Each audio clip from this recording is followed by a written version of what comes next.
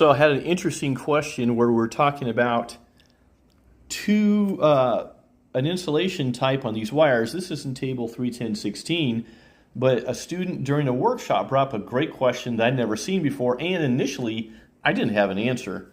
So she asked, why is XHHW listed in the 75-degree column, but why is it also listed in the 90-degree column? And initially I didn't have an answer, and this morning during another class, I remembered, again, the idea that if you have a question about the code, a lot of times the code will answer that question. So if you go to table 310.14.1, which is a little bit before 310.16, obviously, but go down to XHHW. There you go.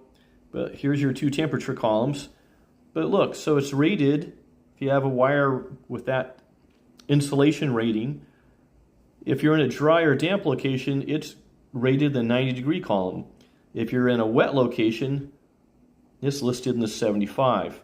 And then, because I don't come to this table or look at it very often, I looked at all these other insulation types that had they were listed multiple columns depending on their location.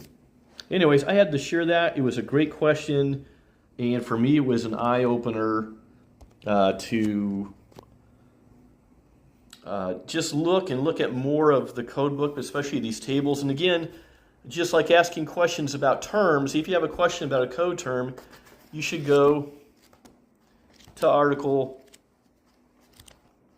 100, definitions. The code defines itself, and it was the same there with those insulation factors. So anyways, let me know if you guys have run into that before, if anybody's ever brought that up.